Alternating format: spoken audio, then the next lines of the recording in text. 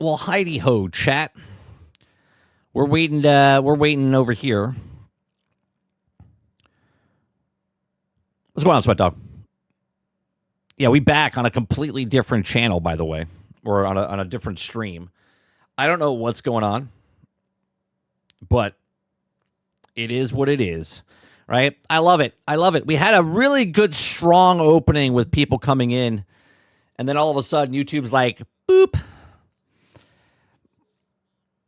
Yeah, we had like 35 people right off the bat, and then all of a sudden, poof. Amazing. All right.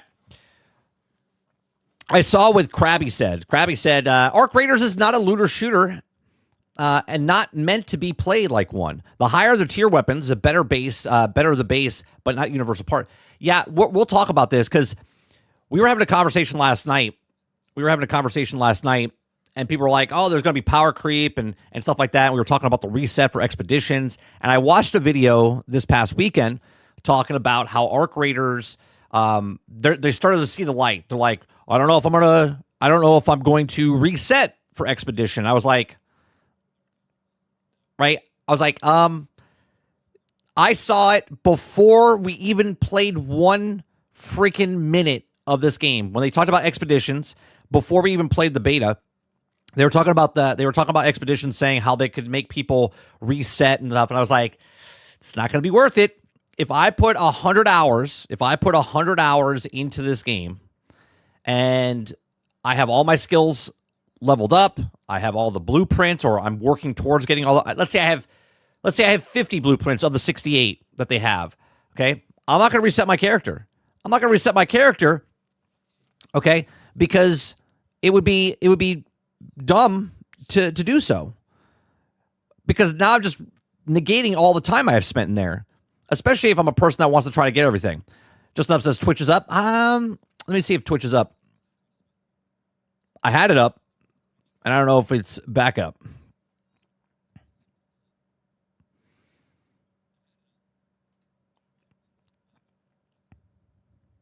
Twitch is back up. Yeah, Twitch is up. Yep, you're good.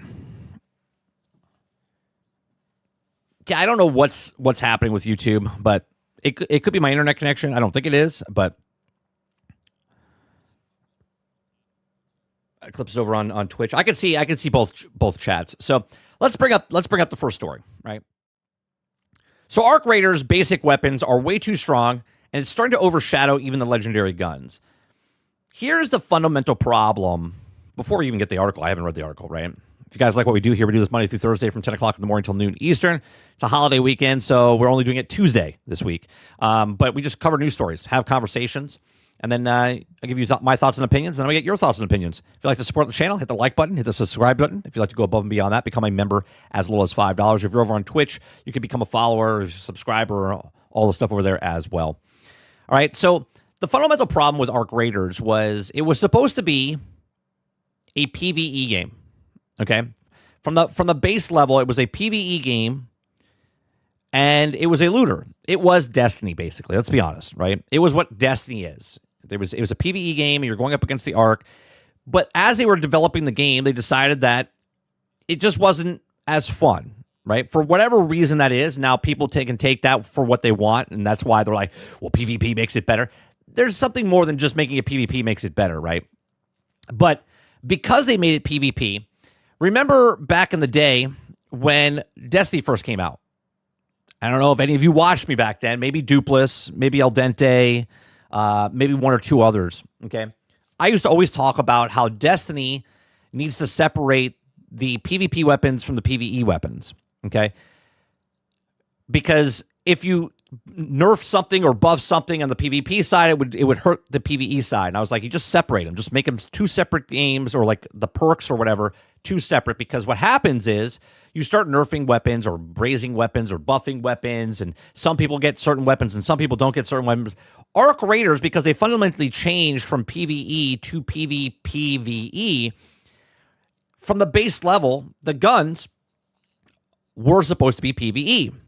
They were supposed to go up against the thing. Now, what they've done in this game is they have light ammo, medium ammo, and heavy ammo, and then there's shotgun ammo, and then there's the whole cracker ammo, which does no damage to the actual other players, other raiders. Okay, so light ammo does really good stuff against the against raiders. Medium ammo does against raiders and Arc, and then heavy ammo is really for Arc. Okay, I mean you can use it against players, but it's just not the same, right? So here you have it. Why is it? Hold on one second. I gotta switch my. I gotta re-up. I gotta refresh my. There we go. My chat's missing. Right. So the problem is that now because it was a PvE game and now it's a PvPvE game, the weapons and your time and whatnot, and it's extraction on top of that now. It's an extraction. So you go into the thing and you lose your weapon. So let's say I spent 20 hours getting all the resources and all the stuff, and I can finally get the gun that I want, the hole cracker. I walk in for 2 seconds, boom, I'm dead. I lose the hole cracker, and now I'm like, well, I can't afford it anymore. Now, I can be lucky enough to kill somebody that has a hole cracker, and I go on with my time. But the lower weapons, anybody at any moment can use the weapons to take out somebody else, right? So there's this like weird, it doesn't matter if you played 100 hours, if you played 10 seconds, right? You can come in, you can shoot somebody, take their stuff, and then move on, right? So there's like this weird meta going on as far as a lot of people are just going to free loadouts now because they don't want to lose the stuff. Then you have the expedition where people are going to reset their stuff. And now people are saying that the weapons are way too strong. So let's read on here with the actual article here. It says, this gentleman, who's the writer? The writer is Rory Norris. He says, I've praised Arc Raiders a lot since launch, perhaps above all else because it finally extraction shooters is forgiving and welcoming. For the wider audience, even though the fans genre traditionally hardcore roots, however, there's a disagree with Arc Raiders' obsession with the fair playing field. It's also worst enemies, and unfortunately strikes deep into the core of the gear system, just isn't all that exciting. Okay, the confusion, it says, I've seen with people wondering what was supposed to be after they've unlocked everything, and completely all quests should have all easy answered, get better loot, kill things, and eventually lose it. And to do all that over again, but high-end loot isn't as satisfying as rewarding chase. Now, here's the thing. Right, we're just talking about this one paragraph here. Okay, the problem is if someone to get to the end game, kill everything, eventually lose it all. Okay, you've put in 60 hours in such a short period of time. It doesn't matter what game it is. It doesn't matter what game it is. If you play 12 hours a day in a week's time, you're going to go through all the content. Right, you're going to go through all the content. This is literally a 8-week cycle of a game. 8 weeks. People are doing it in 6 days. Okay, so 7 weeks for the remaining of the time, they have the best ones. But this is the 1% of the 1%ers. Okay, but now everyone feels the same because now the 1% of the 1%ers, like a Shroud, like a Summit, like a Peanut, the streamers that are getting up high in this stuff is amplified. Because now everyone that's watching, if I put in 10 minutes and I saw someone that's been playing for 100 hours, I'm like, I don't want to do that. They've exposed it. They pulled the curtain back because people are already in the end game, and you're like, well, it's really not worth it, right? It's really not worth the chase. But there is a chase there. There's actually a chase there, and here's the fundamental problem. When you had a PvE game, co-op PvE game, compared to a PvP PvE game. Okay, it says, firstly, the abundance of strength of free loadouts, meaning that there are a lot of people risking literally nothing in a PvP match after match, while those bring in gear have high chance of losing it all. Isn't that now? I want to kind of break this down, right? Isn't the people that want to play extractions like there's those type of extraction games out there, risk the high loot, high reward stuff, right? There's other people that don't want to risk it. Hence why there's more people playing this extraction than any other extraction because they can get stuff and not lose the stuff right away. They can pick and choose and be like, all right, I'm not going to bring my whole cracker in unless we're in with a group, and then we're going after the bosses and stuff, or bosses, the queen, or you need to get bastions, or you need to get rocketeers and stuff like that. So you're looking at this going, all right, I'm not going to bring my stuff in. There's no reason for me to bring my high loot in because the low loot is just fine. And again, this breaks down fundamental problem with this game because there's people that want to play PvP and there's people that don't want to play PvP. And the people that want to play PvP want to get shit on people that don't want to play PvP. And they're like, right? And these are the people that just sit back and wait for other people to collect stuff. And then they kill them and take their stuff. And then leave the rest of the stuff just there. Okay? Where maybe you needed, I don't know, arc alloy, or you needed a radio, or you needed light bulbs. Okay? The other person that's murdering you doesn't care about any of that stuff. They just want to shit on you to kill you and then grab the bandages that you had because they're out of bandages, or they wanted to grab the gun that they're going to scrap in 3 seconds because it's a real low-level gun, okay?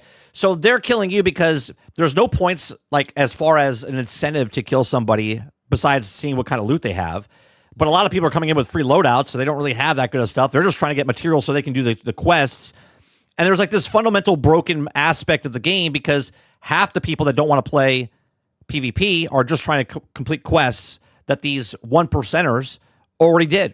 And now they're bored. So now they're bored, and now they're just killing people left and right. And the people that are just trying to play the game are like, which takes them longer to complete through the game.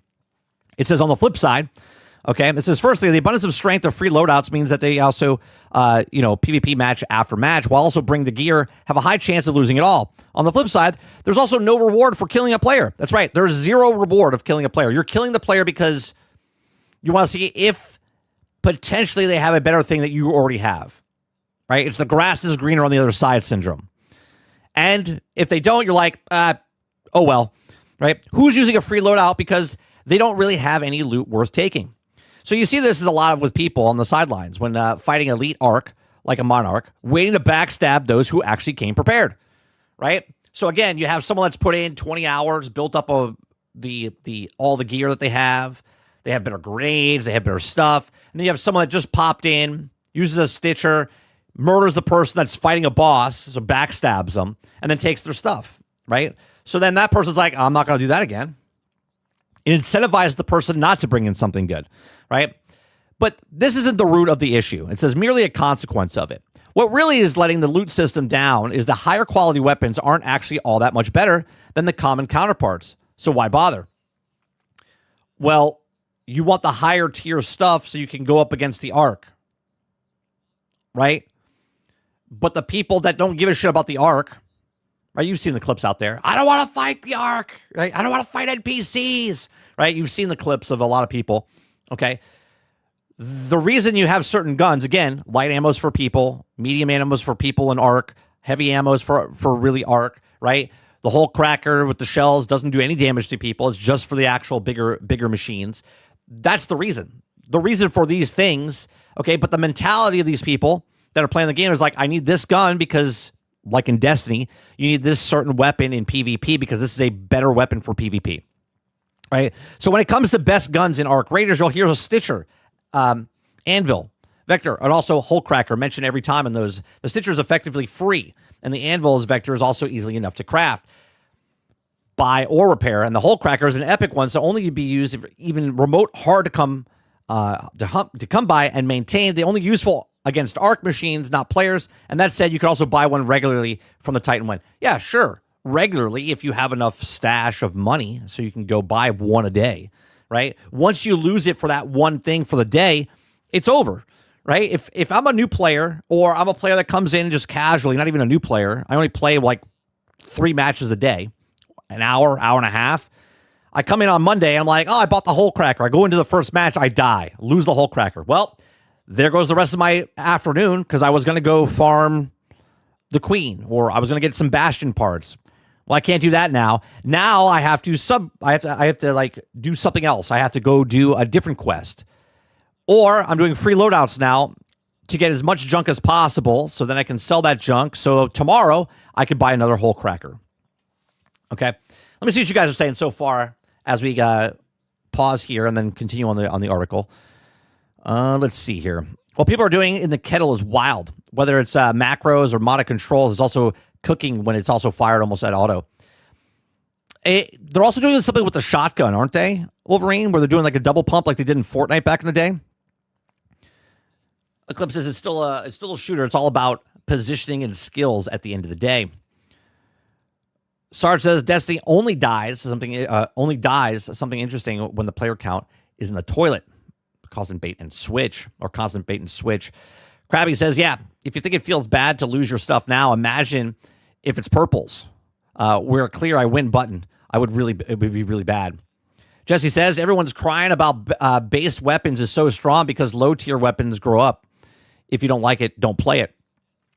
That's not even the situation though, Jesse, right? Like, I understand what you're saying. Like, that's not the answer to all. Like, if you don't like something, don't play it. If you don't watch it, don't buy it, whatever type of stuff. If someone's in the game, but fundamentally something's not working, right? And again, I think it's fine the way the guns are personally. Okay. I think fundamentally there's a problem because it was a PvE game, which then they made a PvP game. So the weapons made sense at the base level, ground level, when they were making the game. Okay. But then they threw PvP in the mix, and now the weapons are not as balanced as they should be if you built a game from PvP up. Does that make sense? So now people are starting to see the cracks in the ship and the cracks in the foundation or whatever. We should go play Destiny or Borderlands. That's not what Arc Raiders is. Again, the fundamental problem with Arc Raiders, though, is the foundation was built on something, and that's why the weapons don't feel good for the people that are now playing all this hours and like, well, this doesn't make any sense. Right? Sweat Dog says the new map is PvP, yet you see, to see the difference. Other games, free loadouts are limited. Is every base weapon or so strong it's also broken the recent guys in Arc Raiders? Sarge says, how do people not understand the game loop at this point? Has the game IQ to critically mass people? Just don't get it. What's going on, Worlds? Krabby says, I disagree. This is an issue because before the game showed up, ES were super nice. The mentality is all wrong. Hoarding high-level loot makes no sense. What good is it doing a sitting in the vault? Yeah, but what's high-level loot? Do you know what I mean? There's different situations for do different things. If I'm just going in to get light bulbs, wire, and arc alloy, I don't really need to bring in a purple weapon, tier 4 with super attachments on it. Right? For the everyday person that gets off work and comes in, which is the majority of the people that are playing this game, by the way, casual people. Okay. If they're just coming in and going, hey, you know what, today I'm going to do the trials. Trials tries to make you do stuff like bring in a heavy weapon, do damage against arc or whatnot. Go shoot some raiders. Like, it forces you to do certain things. But for the most part, if I need light bulbs for my expedition or I need batteries for the stuff, why do I need to bring in the highest tier weapon if I have no reason to go kill somebody when I can just go loot the thing I want to loot? Do you know what I mean? There's no reason for me to bring in a high-level weapon that I just found because I'm looking for light bulbs. I just go in, free loadout, go to light bulbs, the apartments, find my light bulbs, and then extract. You should be using it to give an advantage. If you lose it, guess what? You'll get more. But why do I need an advantage if I'm just going in to grab a battery? I don't have, I could just die, come back in, and do the next run when maybe someone doesn't shoot me. You understand what I'm saying? This is the fundamental problem that they've created the game into. But see, to me, that's a risk/reward type of thing. Like, it's worth me fighting the person, maybe. Maybe not. Maybe it's something else in his backpack that I really want. Correct. But you're also thinking, like, he has a thing I need, where someone else is like, I'll just go to this location and see if my thing's there. If not, I'll just grab everything else because I need a lot of the stuff to upgrade certain things, to do certain things. Not everybody wants the high-end loot. They're just trying to complete the missions. They're just trying to do the quests. What's going on, Roadkill? Do what Roadkill says. Smash that like button. Appreciate it. Sweat Dog says, even if I get a legendary, I'm never taking it back in. I don't really care if I have a legendary or not. I haven't gotten anything legendary. I have an attachment for an anvil that's a legendary.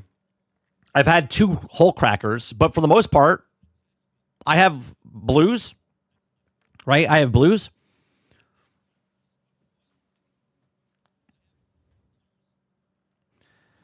Wolverine says it's a pump cancel. Pressing it quick, also firing the animation cancel the pump, allowing you to fire again. So what are they doing for the kettle? They're making it super fast. What's going on, Water Bear?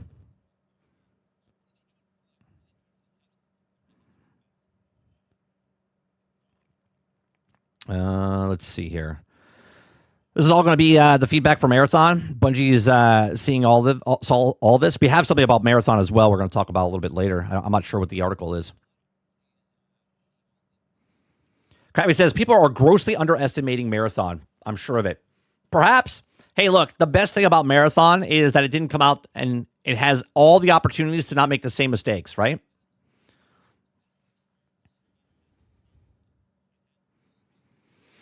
World says, I'm so glad I stay away from these kinds of games. It's probably having fun at times, but 100% rage often.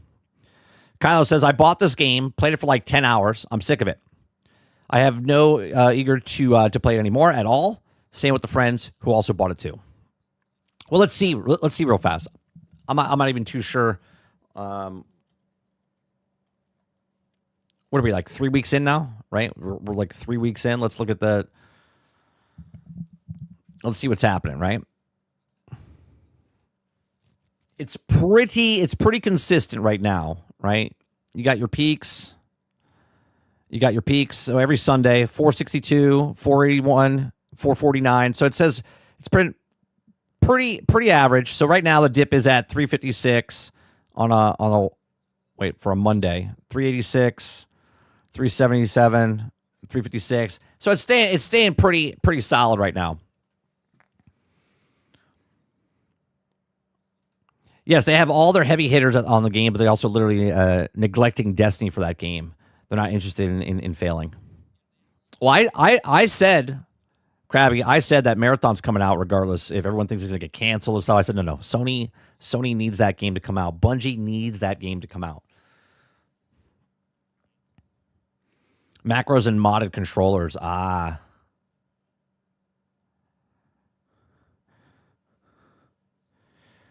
Aku says Marathon is going to be a large initial player base and then die within a couple of weeks. If Destiny's doesn't feel as good as Destiny PvP though.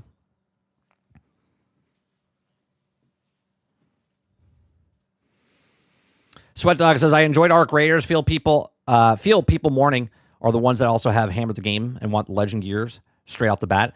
Right. So let's continue on with the article, right?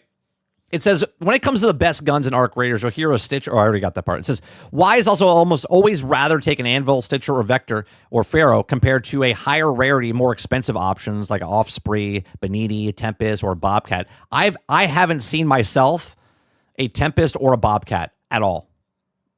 At all. Haven't seen them. Okay. In a case where these options are better, it's only marginal and not worth the effort. Put the obtaining of them of psychological damage to lose them. Okay. And then when there's also legendaries, and the most disappointing of them all, presumably a stop player from legendary weapons from wiping the servers, these top tier guns are basically only upgrades when fighting Arc machines. They're a niche. That's fundamental, not a problem, but that's fundamentally what's happening in the game, right? They've built the game because it was PvE. And they were like, what are we going to do with this? Well, let's put PvP in the mix. But again, from the foundation, it is not a PvP game. The foundation is a PvE game. Okay?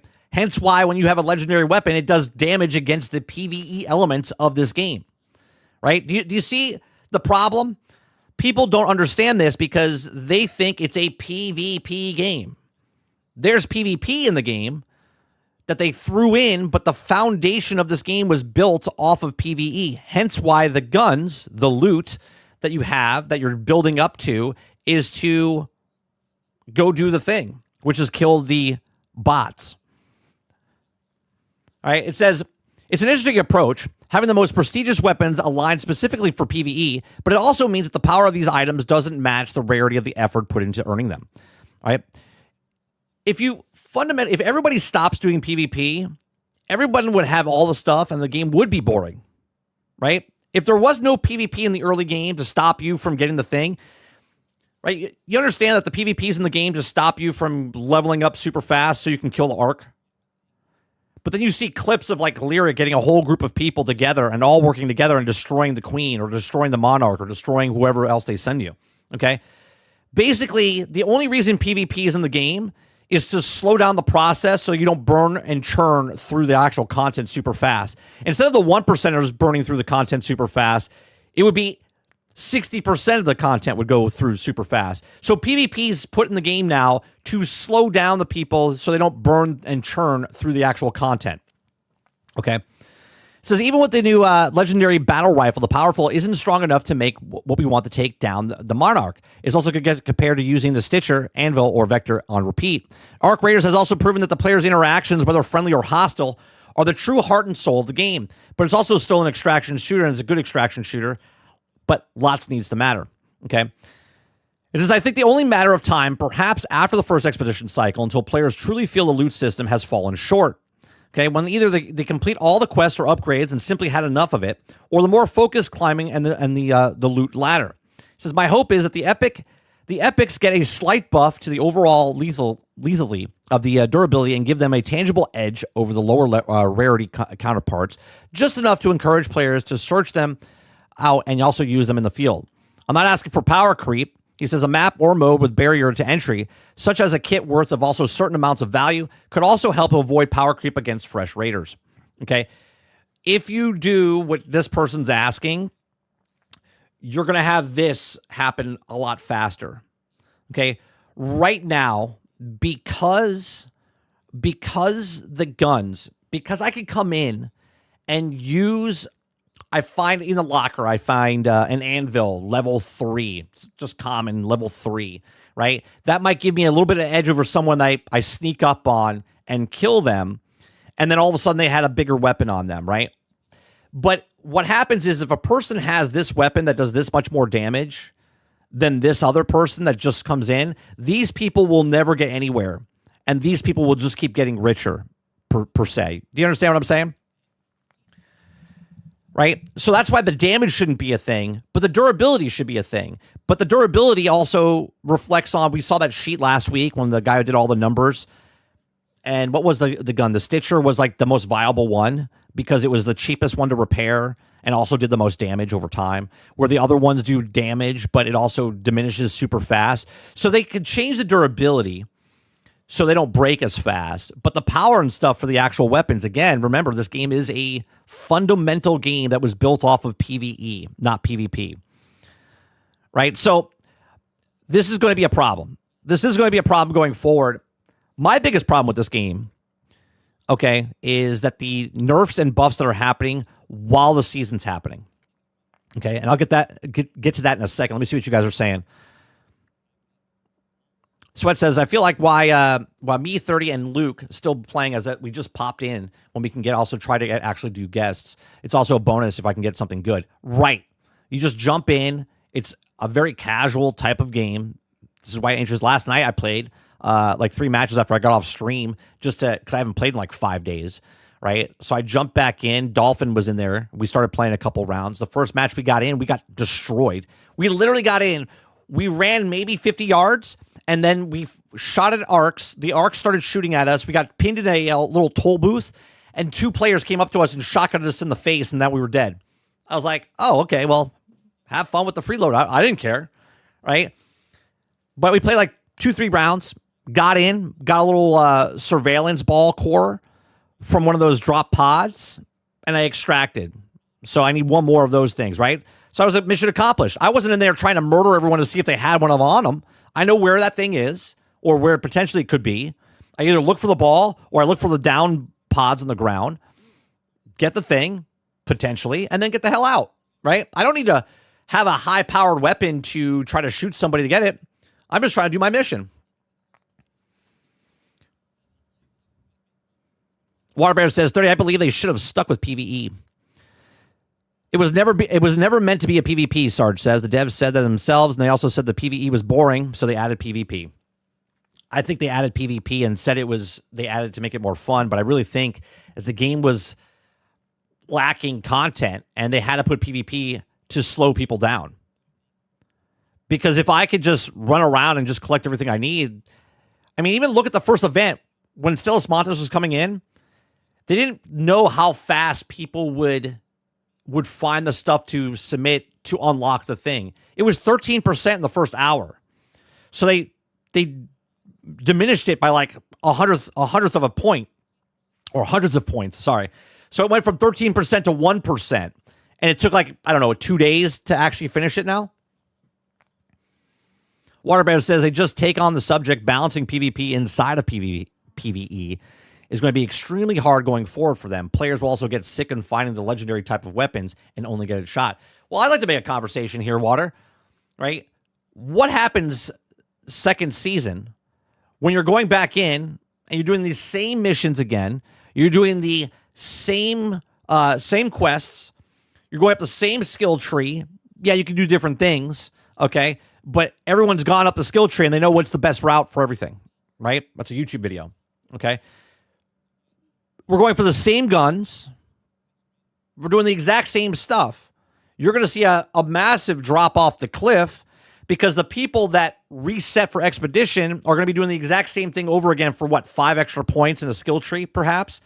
Where everybody else that didn't reset is still climbing the ladder to find all the blueprints, which we'll talk about also in a second, right? The blueprints, whatever else they're going to be doing. They're not going to reset. Sweat says a chance for PvP gives the game a bit of spice, and also just over the game wouldn't last over 2 weeks. But why don't they just make a section that you can go in for PvP, right? I mean, right now, think about this. There's a theory out there that if you don't shoot people, that you get put into a lobby with other people that don't shoot people, right? The battle that's going on right now, or was going on, is that the streamers were making like a war, like a Game of Thrones type of thing, which I thought was pretty fun, right, and cool. Okay, but other people are talking about how toxic it is and how more people are dying and stuff. Whatever, I don't give a shit about that. But all the streamers had their own outfits on, so you knew, like gangs, right? So they knew that this was, the Bungulators or CDN or FM, whatever, right? All the people had their own teams and loadouts, and then there was a outfit for civilians, right? So if you didn't want to partake in the war, you were just a civilian, right? Last night it actually worked out for me. I had the new the basic outfit on, right? I had my thing on me and the core, and I extracted. I hit the button. All of a sudden, 2 of Peanut's guys, right, crew, the Bungulators, right, ran up and were protecting the actual extraction point. They were looking. They're like, who's here? Show yourself, whatever, blah, blah, blah. And I walked away because I was in a bush. They came over to me. They didn't shoot me. They looked at me, and because I was wearing the outfit that I said, they said, go ahead, you can extract. They didn't kill me. They could have shot me in the face and murdered me, right? But they let me go because of what I was wearing. I was a civilian, okay? And they let me go. I got back from the thing. I was like, what's happening? And they're like, hey, buddy, you can go. We're not looking for you. I'm like, cool. So I got into the thing. So right there, the people themselves decided if it was a PvP server or not a PvP server. They decided based on, right? So if those people are fighting and they're choosing to fight, then why can't you make servers that people that want to fight, and the people that don't want to fight? Just like every other game before this was a extra, like in New World, I can flag in. World of Warcraft, I can flag or not flag, right? You can literally choose, right? Now, if you did this, you got to make it, and they kind of do it on the map already with the high level loot areas. You know that the high level loot, you're probably going to get in firefights there because people are looking for the high level loot, right? So like within the maps themselves, there's a PvP section and not a PvP section, but the whole section is literally PvP, right? But that's how people were doing, right? People were self-filtering and going, well, this person doesn't want to play PvP. He's a civilian, so we're going to let him go. There's no difference.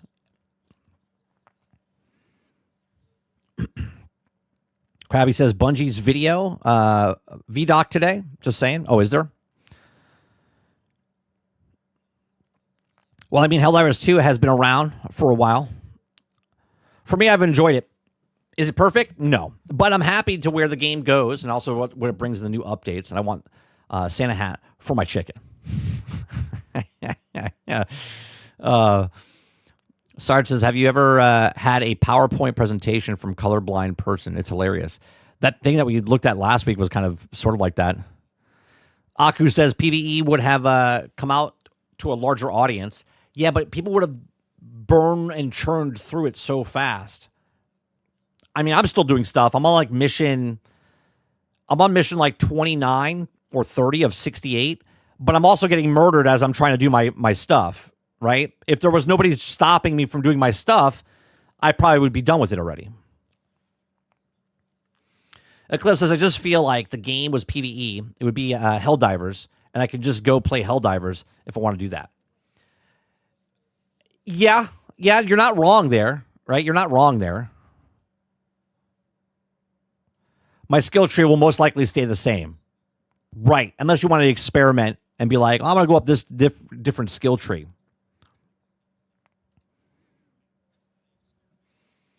It's going to be easier to level, just like in Path of Exile 2, Diablo 4, etc., but also be able to obtain due to PvP element. Oh, you missed out yesterday how toxic the game is? I mean, I have to go watch the stream that you guys did.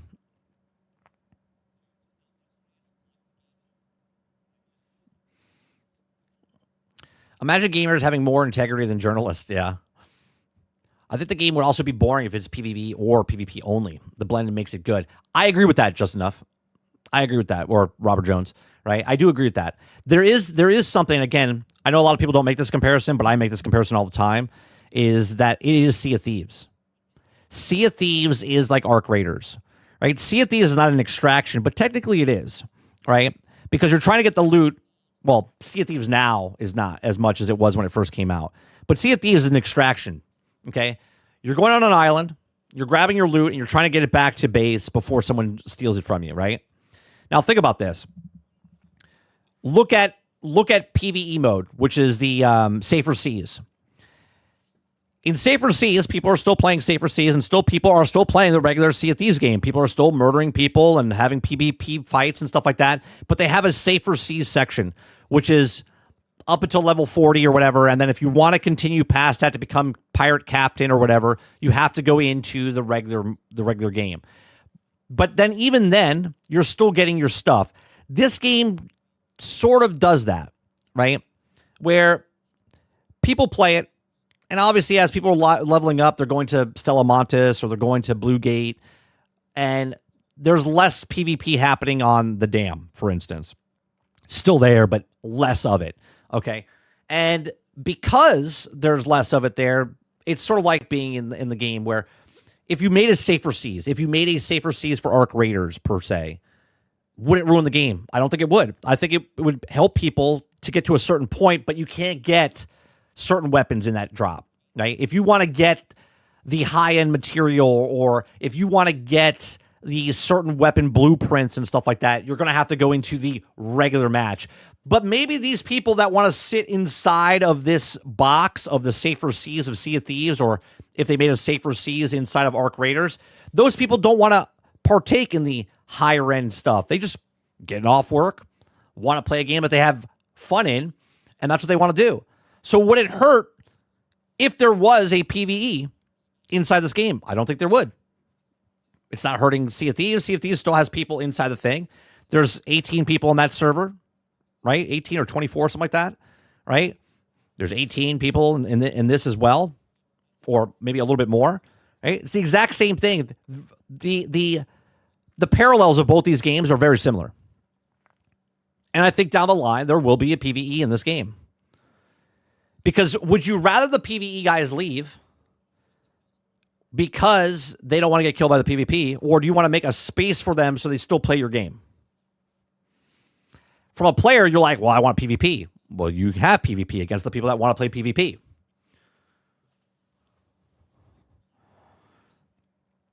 Right, it says, remember the panda who is max level by weeding out the island with 0 kills?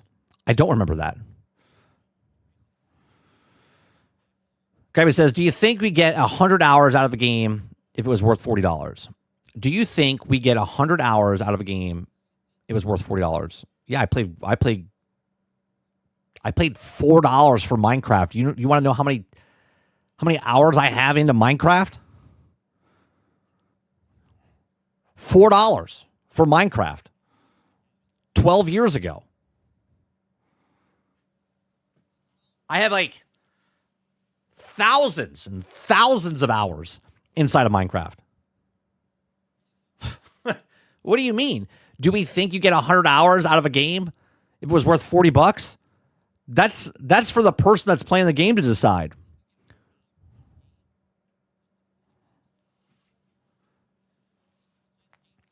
Worst I've seen on the game is I don't know what's the point. Some very stupid people on the new map. Gamers have more integrity and a broken index finger in the entire gaming and media combined. Sweat says I paid $20. Well worth it for me. I take it or leave it. Not a game.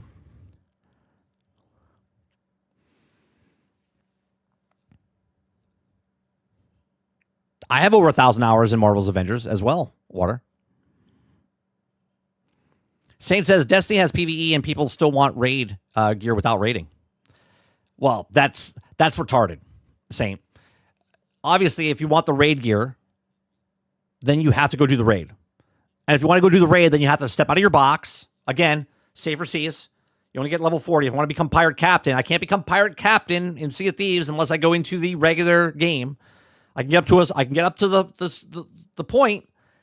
But if I want to be pirate captain, I got to go into the regular game, right? If I want the raid, I could play the all this. But if I want the raid gear, I have to go into the raid, meaning I have to team up with other people to go into the raid. Right? Again, in Arc Raiders, if I want to get the higher guns or the material, then I would have to go into the actual higher end tier game.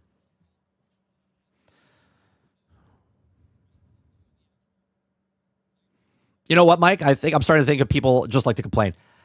I think there's a difference between people complaining and people. There's constructive criticism, right? Which I have a video on. There's constructive criticism, and then there's complaining. Complaining brings nothing to the table because you're just complaining. You're like, well, how about this and how about that? It's like, well, if I give you something like, for instance, Safer Seas, right? People are like, no, you can't have PvE in this game. It's a PvP. The devs said so. Okay, but constructive criticism is that if you did a Safer Seas-esque type of what Sea of Thieves did inside of Arc Raiders, would that hurt the game? No, I think it would make it better because then the PvPers would play against the PvPers knowing that everyone in that PvP is PvP, right? And then people that don't want to do PvP, again, my example is I was wearing an outfit and people are like, no, you're good. You're not part of the war. You're a civilian. And they let me go. That's cool though. I like that, right? I do like that.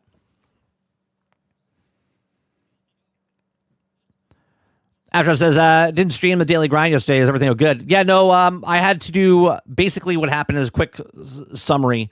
I'm building, we're building a shed in the back. The shed's done. We're building stuff in the inside. We're trying to make it storage and stuff like that. The people that we hired to do the installation, like the installation, right? And the framing and stuff like that, they basically like left us high and dry. Okay, they didn't want to do the job, so I did it myself yesterday. So I have to do more today. I have to do the ceiling and stuff, but that's why. That's why I didn't have a stream yesterday. And then the rest of the week we're not going to have one because it's the holidays. I'm traveling tomorrow, so.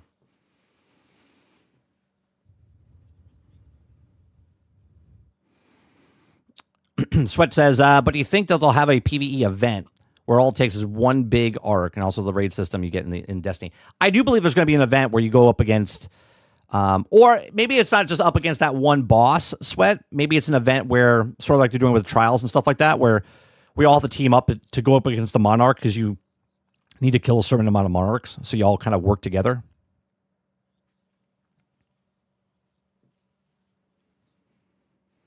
Feels like the way they could go for more content and more people to join in. Sarge says, no solution is bitching and complaining when you have a solution is criticism. Waterbear says the holidays are here and you're traveling on a busiest day, 30. Yeah. It's going to take hopefully about 3. It usually takes 3.5 or 2.5 hours. It might take 3.5. Krabby says maybe they do a safer seas one day, but if it splits the player base too much, it also will kill the game and the numbers go down. If they can't just take it right away. Well, here's the thing. Games are always going to lose players. That's what happens. Because if your game gets boring, if a new game comes out, like, it doesn't matter, right? A game comes out, people play it, and then they move on, right? So if it's a live service game, which this is, and they want to make money in the long run, they have to do what the players want. Look at Marvel Rivals. In the very beginning, before Marvel Rivals came out, I said they need to do the most players as possible, more people in the game as possible, okay? I said they need to give one a month. Everyone told me, nah, it's not going to happen. They're not going to do it. Look at Overwatch. I'm like, well, this is Marvel. This is what they need to do. This is what they're doing. They're doing it. They're putting a PvE mode, right, in the game. Why? Because they're not going to lose players. They're losing players already. They're trying to keep the players, right? Why do you think Fortnite has the Battle Royale? Build, no build. Then they have Blitz. Then they have the custom modes. Then they have, right? They want you to just stay within that ecosystem of Fortnite. Marvel wants you to keep coming back because maybe you like Gambit. Maybe you like Squirrel Girl. Maybe you like whatever, right? They want you to keep coming back. Arc Raiders wants you to stay in the game. And if you want to stay in the game, you're either playing PvE, you're playing PvP, you're searching for stuff, you're doing quests, you're doing trials. There's a lot of different things that you can do in the game. So sure, is it going to split the player base? Yes, but they want you in the game. From a business standpoint, that's what they're going to do. From a consumer standpoint, like Battlefield, right? I don't like that they put a Battle Royale in the game. I don't like that they have Portal in the game. I don't like that they have 15 different modes. But from a business standpoint, that's 15 different modes that you can play. And if you're not playing this mode, you're playing one of the other 14, and they want you to stay in. So from a business side, they're going to do stuff and put a PvE mode in. From a consumer standpoint, you're going to go, I don't really like that. And you're going to go. But you're going to go anyway. You're going to drop the game or you're going to play the game. But guess what? You already purchased the game. And they already made the money off of you. So how do they keep the community going? How does No Man's Sky keep making money? Right? How do all these other companies keep making people come back to their game?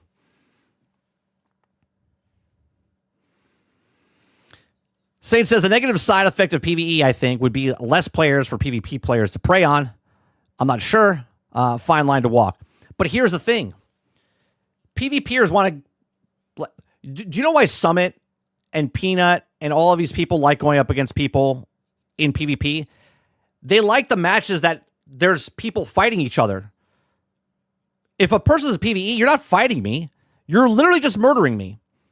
All right? I have no instance. Fallout 76 did the exact same thing. Remember, Fallout 76 was supposed to be PvP. And the consumers, customers, players, whatever you want to call them, we're not doing that. There was a tag system in that. If you shot me and I shot back, then there was PvP. Okay? But they decided, I don't want to shoot you. And they're like, all right, cool. Is there less people playing? I mean, you could look at the Steam charts and stuff, but yet there's 30 million people that bought the game and played the game and whatever else is still doing the game.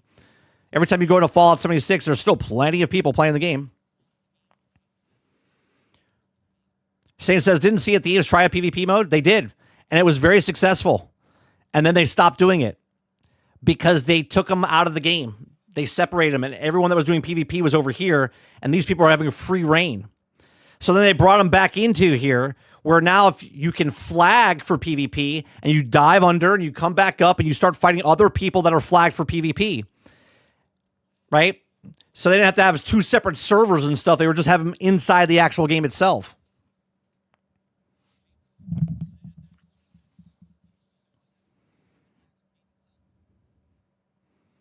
Sea of Thieves was straight PvP. Yeah. But then there was people that got into servers, right? Here's the thing. I'm going to bring up Summit again. I used to love watching Summit when he played Sea of Thieves, okay? He would shit on people all the time. Then they found out that people were going into a server that were being just PvE. This is before Safer Seas. This is before any of this stuff, right?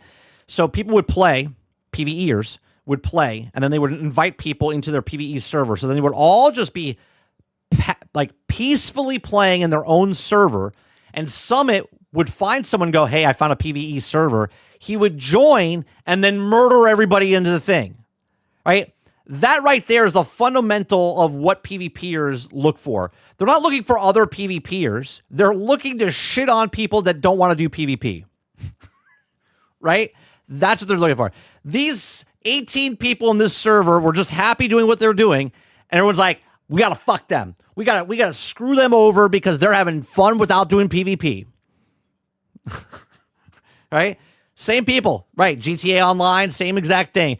People that are doing their own thing, they're like, no. Right? Some people like to see the world burn, and some people don't.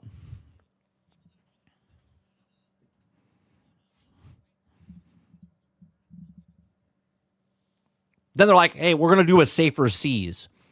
So now when I play with my son, and we played Sea of Thieves, right? We don't get someone coming over to us and killing us and then teabagging us and then, telling my son to go F himself, right? Now we're just playing Safer Seas.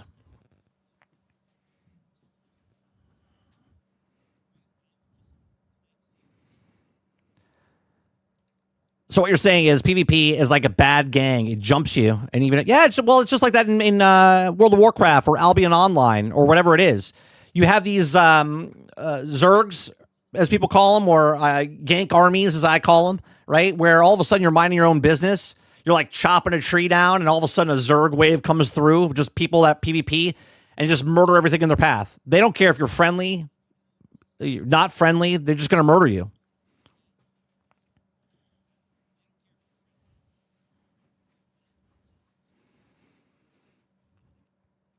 Alternate says some people like to see the world burn and get caught up and on fire. Yep. PvP equals PvEAI equals good. Kyrie says, if Safer Seas, do you guys put each other in timeout when you're naughty? What do you mean? No, we just, like, if I have an hour of time, I get on the boat, I go do some missions, and then I turn the loot in. And then I log out while we fish and have fun. Instead of logging in, loading up the boat, going across the water, grabbing all the loot, getting on the boat, and then getting murdered and losing everything and not having anything. That's before they did the whole where you dig up, you get coins or whatever, the bounty, whatever the thing is called now.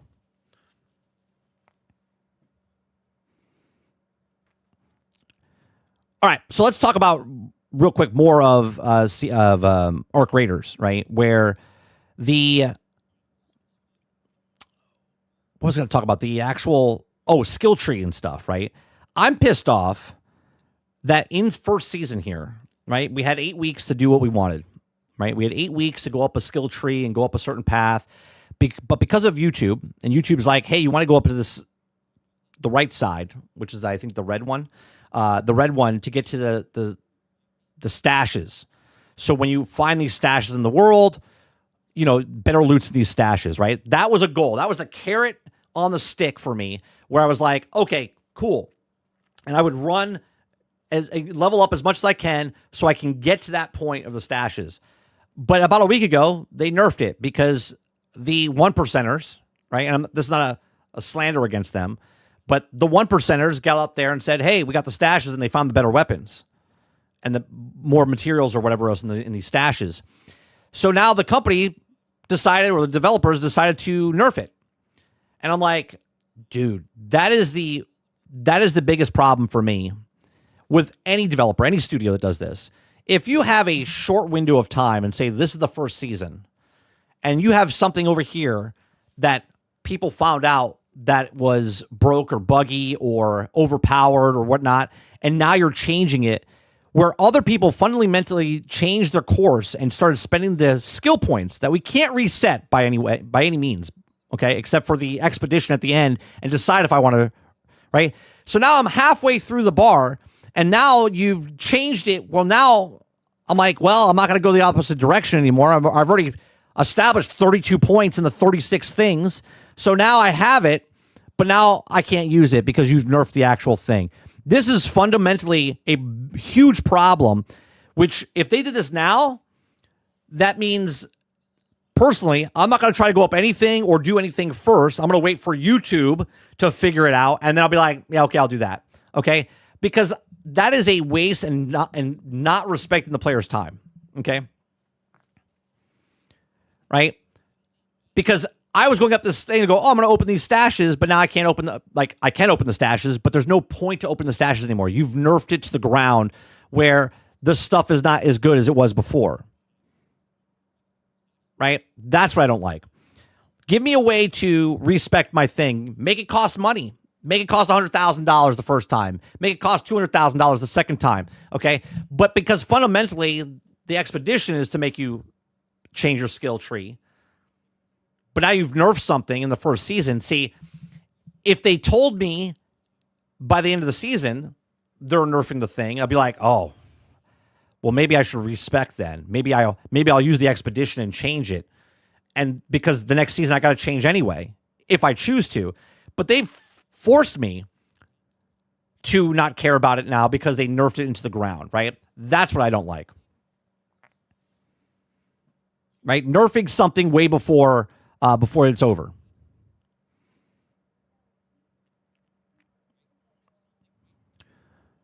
Let's see. I hate when Bungie would emergency lockout gear because that was a shortcut. Yeah, that stuff like that is bullshit. That's one of the many reasons I stopped playing their game.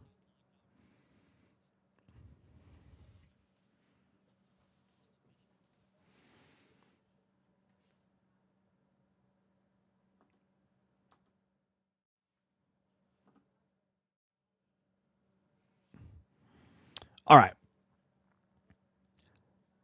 So going forward, I think Embark shouldn't nerf stuff like that, especially in the skill tree, until the end of the season. If you're going to make changes to the skill tree, then you got to wait till the end of the season to change it. Because that would actually decide people if they're going to move their stuff over and be like, oh, you know what? They buffed this, they nerfed that. And then for at least 8 weeks, it's stuck at that. You know what I mean? You know what I mean? Does that make sense?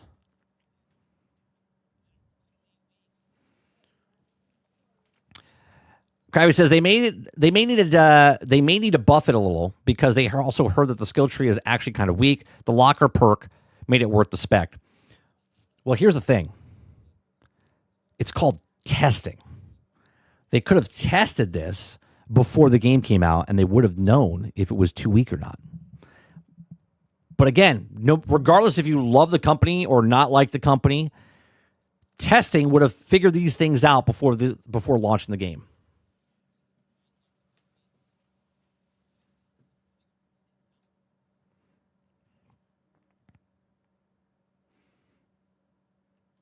All right. The next thing is Valve. Actually, let's go to Marathon. Since we're talking about extraction, we'll go to the next one. Okay, so presumably, praying people have room for another extraction shooter after Arc Raiders. Bungie opens Marathon sign up for December playtest. Okay, so you said it earlier in chat that hopefully Marathon learns from what's happening right now with Arc Raiders, right? Making the same mistakes, learning from like what Helldivers is doing, learning from all these other extractions, if it's Tarkov or Hunt Showdown. Hopefully Marathon's in the situation where they look at this and go, hey, all these things that people were complaining about, we don't do the exact same thing. Now, it doesn't look very off to a good start for what's happening with Marathon. The people that were playing Marathon earlier this year, they didn't like it. They thought it was boring and whatnot, but maybe they change it. Okay. Now, it says there was talking following the release of Baldur's Gate 3 that after such a satisfying turn-based RPG experience other than RPGs and similar classic lineage might launch a hungrier audience. filled with players converted and pulling back the genre of the feast, layering, and prepared. Now, Baldur's Gate 3 is set as a high bar for sure, but it also set millions of people on course to seek out more games like this. Now, I wonder if the folks at Bungie, who also missed the initial planned release for Extraction Shooter Marathon, would have now watched the explosive success follow robot-filled extraction shooter of Arc Raiders, have a similar hopes that also still underrated game gears up for another playtest. Now, as Bungie announced today, signups for Marathon December community playtests are now open. The latest changes to the game also been shown in testing running December 12th through December 16th. Ahead of the shift, launch seamlessly timed for before the Bungie owners' Sony fiscal year of March of 2026. Now, the test will be under NDA, so don't expect to see anything posted in discussion publicly. Sure. Okay. That is, of course, until people inevitably leak the test, like college students circulating stolen exam answers. That's right. It says, I'm also seriously wondering why Bungie and its increasingly fuzzy partner Sony discuss Arc Raiders internally. Surely it's come up a few times. Perhaps it's not even in favor of competing scientists rushing to invent nuclear bombs, but at least in passing, right? He says, hey, you see the mentor or the meteor that it's also just in the genre that we're also trying to break into? It says this is also the time to bend some Marathon systems to fold in some of the well-received ideas, features from Arc Raiders. There's a lot that you could take from Arc Raiders. Remember what I always say, right? Like, if this is the standard now for whatever genre you're in, then you need to at least hit this bar and then kind of exceed it. You don't have to go way above, right? But you got to at least exceed what's happening here, okay? So there's time to bend Marathon's system to fold in some recent ideas, features of Arc Raiders. I don't know. The most glaring omission is the previously built of Marathon, which is also I didn't enjoy. He says some caveats are as proximity chat, a feature that has also fueled a huge portion of emergence, shareable moments in Arc Raiders. Without the Marathon, can't hope to become the same sort of story generator. Okay. He says the problem with the following breakout extraction shooter, of course, is that where Baldur's Gate 3 fans might have also finished the single player campaign and sought out for the next RPG adventure, Marathon finally launches a ton of people may still be playing Arc Raiders. That or perhaps spending more time on old stomping grounds in the Escape of Tarkov or newly released on Steam. People don't move around as much as they live service spaces, so rather than more of these pleas affect Arc Raiders could also have the opposite impact, leaving Bungie fighting to convince people or players to come in and try this game instead. They only have to move into a new home. I've also been playing Destiny for 11 years, and I'm enjoying the heck out of Arc Raiders, even if the gunplay doesn't feel worse than Bungie's, or it does feel worse than Bungie's. So I'll still give Marathon a shot, whatever. It'll finally get out of the door. Now, look, Marathon's a first person. This is third person, so you have that. But it's not just this extraction for that extraction, right? Tarkov guys are still playing Tarkov, or they go back to Tarkov. Why? Because they have so much time invested into that. So obviously, if Tarkov comes out with an update or does something, people are going to continue playing Tarkov because that's what they have the time investment. People that are playing Arc Raiders, you have the story, you have the updates, you have a bunch of stuff that you're doing with Arc Raiders. But Bungie already has a baked-in audience, okay? Bungie has 11 years of Destiny players. Now, yes, Marathon is not a PvE game, okay? It's a PvP game. But they have a lot of people that they have and also burn bridges on, okay? Like myself, like I'm not playing anything that Bungie comes out with, okay? Bungie's dead to me, okay? But that's me personally. I'm not saying that's for everybody. But Bungie has this group that if they didn't screw them over, okay, they're talking about bringing stuff back that they've sunsetted and stuff like that, right? I can't trust them, right? So I'm not going to go play Marathon. I would rather go play any other extraction game other than Marathon. I don't care how awesome Marathon is. If it comes out and people love it, great. Have fun with it. I won't be touching it, right? The first person, though, is a big deal. Maybe you don't like Tarkov because of the first person there. Maybe you don't like Hunt Showdown, right? Hunt Showdown is first person, right? Right? But Arc Raiders is third person and casual. So maybe Marathon does what Arc Raiders is doing, but they make it first person. Maybe they make it more casual like Arc Raiders. Maybe they hit that bar there, right? And yet it's first person, which would be a little bit better than for people that are looking for a first person extraction, even though there's a bunch out there. But maybe they like the aesthetics. Maybe they like the art design. Maybe they like the story, whatever's going on. But Marathon, to me, they don't have to make it go up against Arc Raiders. It's going up against every single game that comes out, right? Because maybe, again, Do you guys have more than 24 hours in a day than I do? I don't. I only have 24 hours in a day, and so do you, right? So is Marathon worth taking time out of your 24-hour day? And can it do that for day after day, week after week, month after month? Or is there something else that's taking up that time frame for you, right? So I've said this from the start. Sony has to have this come out. Is Marathon going to be good? I don't know. Okay. The people that have played it and talked about it and leaked it and talked and said it's not very good. Lately, they've said, oh, it's much better. Well, great. Not good and much better than not good is still a little up in the air for me. Okay. I think a lot of people give this game credit because either you're a Marathon fan from the past or you're a Bungie fan and you're like, Bungie can't do any wrong. So you think they're going to knock it out of the park, which they could. But at the same time, they can do exactly what they've been doing and stumbling and doing a half-ass attempt at something and just trying to push it out the door. Because we do know that this game was supposed to come out, 2 months ago, right? It was supposed to come out in August, September. Or September. It was September 23rd. And here we are, right? And that's not just because of the art debacle, right? That's because the game wasn't ready, right? If the game was ready, what are they playtesting? Where were they playtesting? The art's not, you don't need a playtest because they changed the art. There's fundamental problems with art with Marathon, and this is why they canceled the game, right? I'm sure a lot of it had to do with get the art fixed because they didn't want to get sued to oblivion. But playtesting the game has nothing to do with the art style, right? So there's massive problems happening here with Marathon, and they have to make a couple of changes. But who knows? These are just my thoughts. Let me know yours in the comment section down below. What do you think? What do you think about Marathon? Do you think Marathon's going to come out and it's going to be swinging like Shadows or Hunt Showdown? Shadows. I don't know what the fuck Shadows is. Shadows, Assassin's Creed Shadows. Hunt Showdown? Do you think it's going to be like Tarkov? Do you think it's going to be like Arc Raiders? Do you think it has a place to sit? Remember when Overwatch came out and Battleborn came out? Battleborn died off. On the Vine, it died. Because it was too similar to Overwatch, even though the MOBA was nothing like Overwatch. Again, who knows? I guess we'll see next year when they come out with the stuff, and a couple weeks now when they actually have the leaks, because the leaks will come out, and we will report the leaks on here, because we're not kind of funny games. We'll talk about the news. So, again, these are my thoughts. Let me know yours in the comment section down below. Please make sure you share, like, subscribe. All right, let me see what you guys are saying here. Warbear says, for example, change the dumb color palette that's being used in Marathon. It looks like a 5-year-old did it with the color scheme.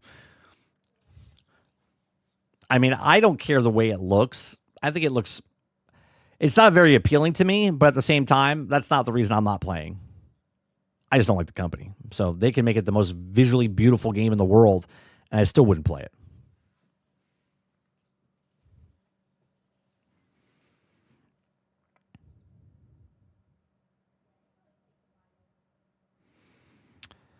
Krabby says, yeah, I don't believe anyone knows what the game is actually offering yet. We saw a playtest alpha. Sort 9 has also commented on this. He said that there is so much we haven't seen. Yeah, that's fine. But again, I don't believe that the game is done. I think when the game comes out, it will be a incomplete game, just like every other thing that Destiny has done in the last 10 years with Destiny, or Bungie has done with Destiny. Right? There were so many problems with Destiny when it first came out. People forget a lot of things that happened with the game, right? Remember, they built Destiny 1 off of like 13 months of stuff from what it was to what it is. Or, yeah, what it was to what it turned out to be. Right? And they constantly change stuff and then lie to you and then bring it back and then bring it back again. And then it's like...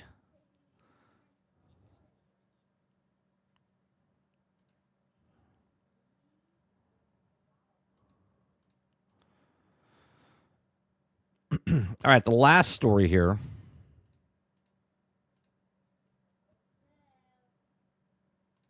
We got two stories from Valve, right?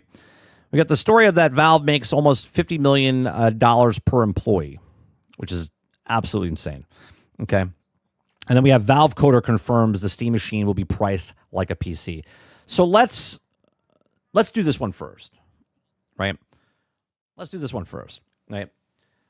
So the Valve coder confirms that Steam Machine will be priced like a PC, okay, at a good deal. If you build a PC from parts and you get basically the same level of performance, that's the general price window that we're aiming to be at. Now, I understand where the coder is saying this, and I did an example of this last night because I think Krebsy said, he came in and said, well, the person came out and said that it's going to be priced this way, but I said at the end of the day, the person that does the actual pricing is Gabe. He says yay or nay of what the price is. So I said the guy who ran X Defiant, the lead developer, the director of X Defiant, said, hey, are you guys closing down? And he said, no, we're not closing down. We have so much of this work ahead of us. We're doing so many more things for X Defiant. And then yet, was it 2 weeks later? The company told him, hey, we're closing you down, right? So in that vein, when a coder confirms that the Steam Machine will be priced like a PC, I mean, that's what they could be talking about internally. But at the end of the day, they could really change it whenever they want. And I'll tell you what I think, or why I think Steam could lose money on this on purpose. But we'll see. Roadkill says, let's get this man a Steam Machine. He says, I bought the giant ass samurai sword on Amazon last night. I was bored. $5 super chat. Appreciate you. Appreciate your work, though.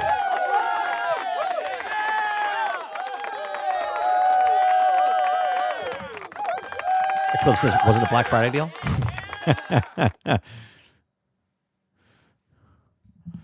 All right. So it says the Valve coder says it's going to be priced correctly. It says the Steam Machine might remind you of a console. It's a cute little box instead of a monolith of a noisy fan. It's also well suited to play on a TV.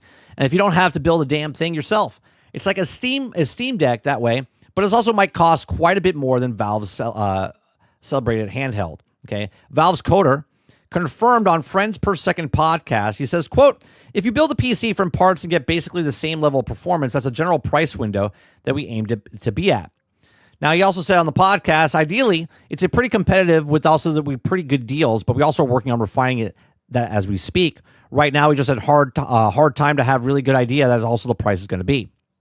Okay. He says, when asked if the Steam Machine would be subsidized like a console, with 10 to go around 450 to 600 USD these days, Griffin said, no, this isn't to say that the device is necessarily to be priced like a pre-built PC, though. It was also continued on the podcast. Obviously, our goal is for us to be a good deal at the level of performance. And then you have features that actually are really hard to build or making your own gaming PC from parts. Examples we gave here were also machine's small size, ability to interface with a TV remote, and also be turned in by a controller on its low noise level. Okay. He says, quote, being able to sit down on your couch, press one button on your controller, and the whole thing lights up, and you'll be expected to see in your living room, I think is very valuable, right? Thank you very much. Is that Robert Jones? Robert Jones, thank you very much for the subscribe over there. It says also, when hardware managers, editor Jacob Ridley tallied up the guesses from PC Gamer Team, and the average estimation is $525 or cheaper than the PlayStation 5, which is a disc drive, and less than $100 more than the Nintendo Switch 2.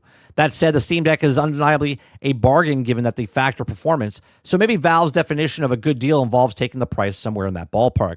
It says also it's a speculation that at this juncture, it's all new note that Valve is more viable shift at anything concrete. But the Jacob noted that above article, to appeal the device depends on largely on the price tag, given that it's also the end of the day.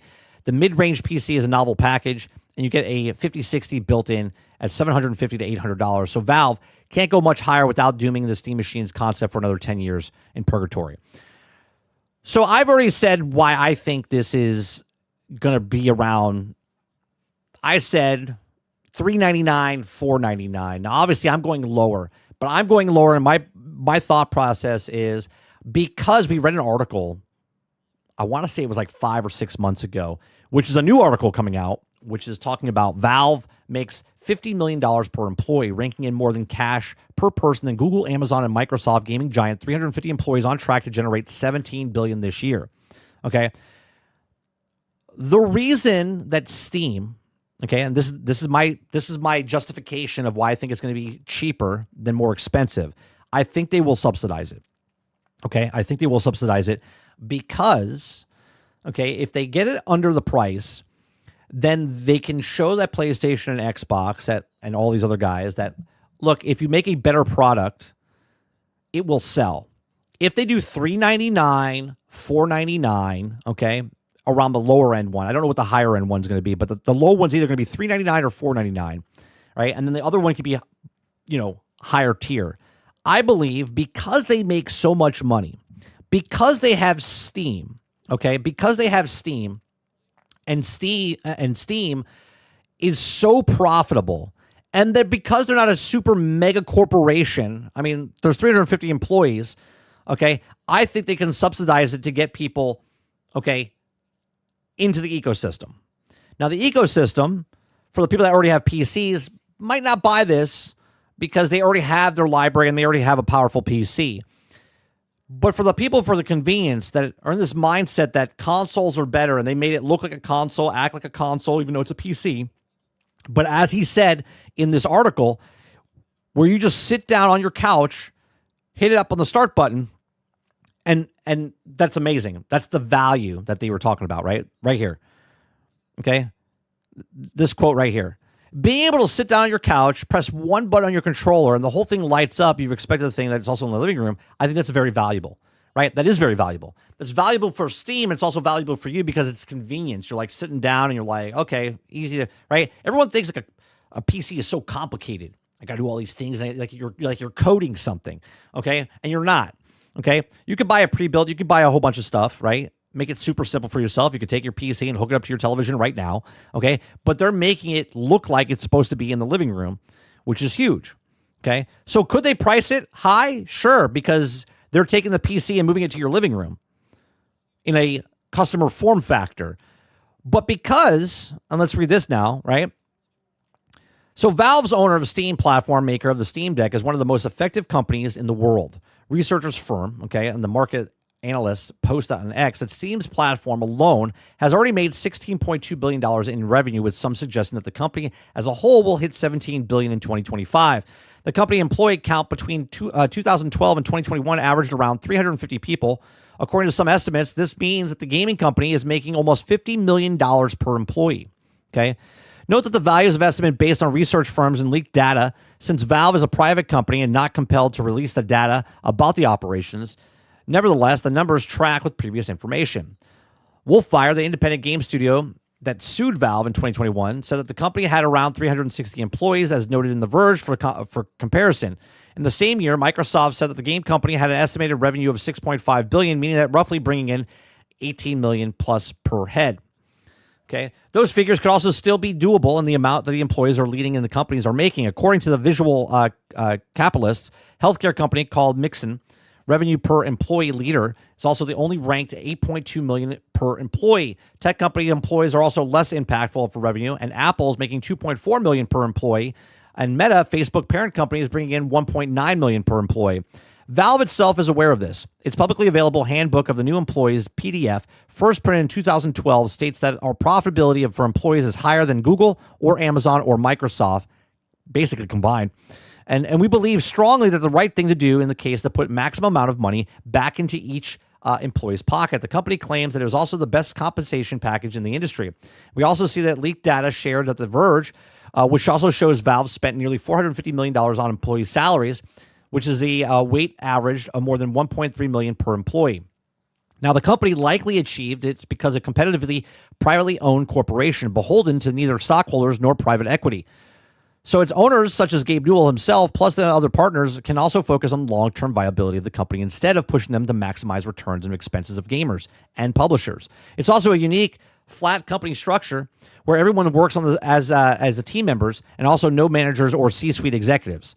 Okay, so that's actually good information. I don't remember seeing that for the last one, right? So maybe the guy saying that it's not going to be priced that low could be right? Because there is no C-suite guys, there is no heads of guys. It's just, like I said, Gabe.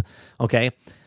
So it says, although the company is no company is perfect, Valve is one of the first polarized loot boxes in PC gaming. It's arguably done a lot of the gaming community and the industry as a whole. Aside from the iconic titles like Counter-Strike and Dota 2 and also Left 4 Dead, it's also revolutionized how we buy games through Steam, opened the world and many smaller developers, and the company has also received a handheld gaming industry when it dropped the Steam Deck in 2022, and we're looking forward for the upcoming Steam machine. Okay, so I believe that because they make so much money per person. Am I saying they have to lower the price because they make so much money? No. I'm saying because they're so efficient at what they're doing and the cash cow for them is Steam. Okay? If they can get this box into people's hands, that's more people in the Steam library, which will buy more things from Steam. And they'll make more money in the long run from this than if they would if they just charge the box. Because if you charge $700, $800 for this, okay, you're going to kill it on the vine, right? You're going to get the people that buy it day one. You're going to have maybe the same sales as Steam Deck, which is 8 million, okay, or 8 to 10 million. But if you really want to get this in the living room, if you really want to compete, if you really want to start making a change in the industry where everyone thinks that the reason can you imagine the exposure that if Sony and Microsoft and Nintendo all had to raise their prices, but Steam comes out and says, here's a brand new system for you, a PC in your living room, and we're giving it for less than what PlayStation and Xbox is doing? That would shiver waves through the industry going, wait a minute, are these fuckers lying to us of what they're doing? Because they can take the hit. Sony used to take the hit. Nintendo used to take the hit. Microsoft used to take the hit. To get the box in your lap, they would charge it competitively. But now when all three companies, Nintendo, Sony, and Microsoft, are all raising the prices, and here's the black sheep of the family, Valve can come out and lower the price and be like, what are you going to do? Right? Because if they lower the price, then the other ones have to lower their price to compete. But these are just my thoughts. Let me know yours in the comments section down below. If you like what I do here, please make sure you share, like, subscribe, and check out some of our other videos. Thanks for watching.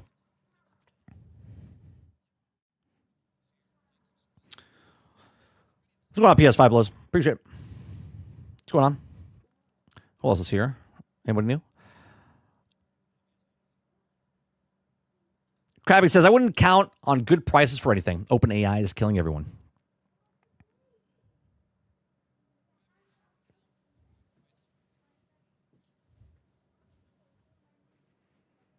I just think that Valve, because they're so profitable, right? $50 million per employee, right? Think about that, right? What'd they say for Google and Facebook? 2.4 and 1.9. Right? And then Google and Amazon and Microsoft, they all, like, you could combine all of them and they're more profitable per employee for 5 different companies. Apple, Facebook, Google, Amazon, and Microsoft. I think because of that, Valve can come out of the door and be like, bam, we can give you this for a subsidized price. Again, is it going to happen? No, but I'm giving you my thoughts and opinions on why I think it could happen.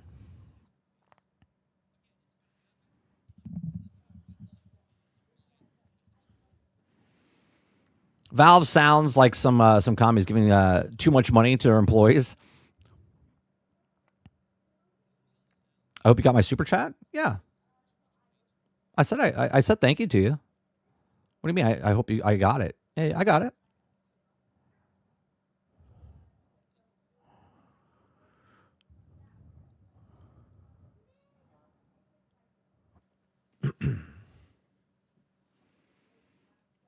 I thought I saw Xbox. Yeah, I saw a rumor that they're going to raise their prices again. Do it.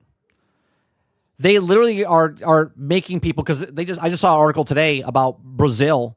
They're opening up the cloud gaming and whatnot on LG TVs and stuff in Brazil. Like, they don't want people to buy the console. They don't want people to buy the console. I think I know this is so weird. I think they're trying to make people stop buying. Like, the console's still there. If people want to buy it, you can buy it. But they don't want you to buy it. They're just trying to get rid of the old stock. They're just trying to get rid of the old stock. Okay? They don't want you to buy it. They want you to get Game Pass. They want you to get it on the television set. They want you to get it on all the other places. They don't want to give out the boxes. They're just trying to get rid of the stock of the systems.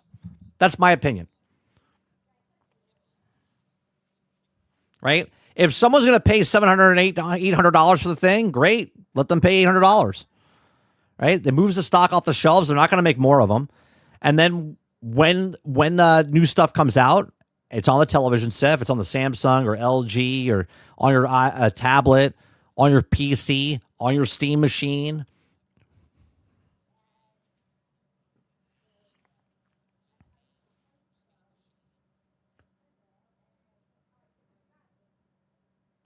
Sarge says, obvious. They don't want you to buy the box. They want you on Game Pass. Yeah. Go back, Sarge, to us six years ago, saying Game Pass is the thing.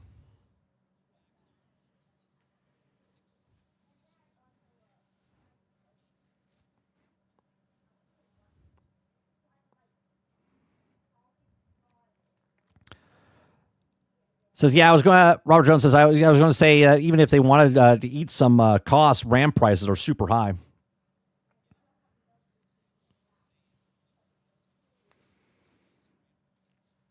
Space Marines 2, it's on sale all the time, Travis. It's on sale all the time. It's like $35, which is $35 6 months ago, which is $35 9 months ago, which is $35 12 months ago. Right? Don't worry. We'll play Space Marines 2 and we'll get it for cheaper.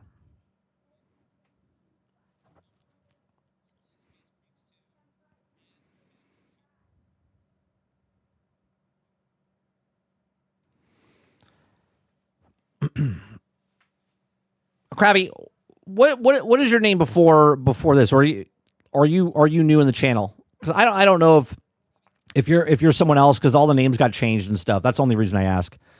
It says, I'm having a Steam machine and a deck is kind of an amazing setup if they make it affordable. Is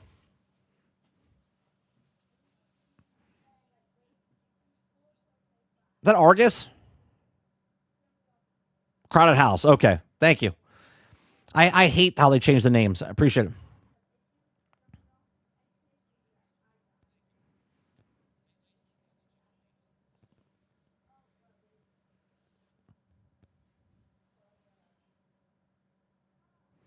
So what you're saying is you should have picked it up at those times? No. I got plenty of games I'm playing, and I don't need to pay the $35 right now. Maybe I will. Maybe I won't. It's so weird. Why? I have no idea. I don't understand why they did it. All right, we got about 30 minutes left. 30 minutes left. Let's see what's happening over here on Twitter. Oh, look, they're coming out with another MOBA game.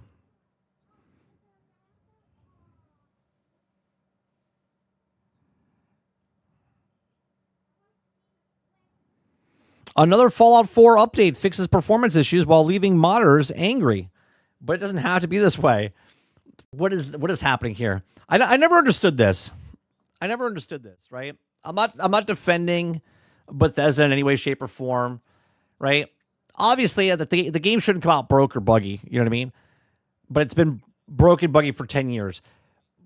But now Fallout 4, they're fixing performance issues, but the modders are angry because they probably already fixed it. And now, because Bethesda came in to fix it, they probably fucked up what the modders did and now wasted their time. Right? I'm assuming that's what this is. Okay? So another Fallout 4 update fixes performance issues while leaving the modders angry, but it doesn't have to be this way. Okay? Bethesda is celebrating a decade of Fallout 4 this month. Tali Tradition is releasing yet another version of the Soul Survivor Wasteland Journey of Fallout 4 Anniversary Edition, launched on November 10th, as an all-encompassing collection of DLC and add-ons, but related update to Fallout 4 Creation Club menu rolled out, and everyone owns the game that caused the issues from the certain existing mod. Shortly after taking the Fallout 4's very positive reviews on average on Steam, Bethesda said it was also investigating reports on new bugs, performance issues, and crashes, introducing the creation menu update, and went out alongside of the Anniversary Edition. The studio issued a hotfix on November 17th, and the biggest troublemaker of Fallout 4's creation menu is shared plans for more of November 24th, followed by another update sometime in December. Bethesda made good on some of the performance fixes last Friday on November 21st when it also published a follow-up. Steam blog has also patched notes and addressed stability and crash issues.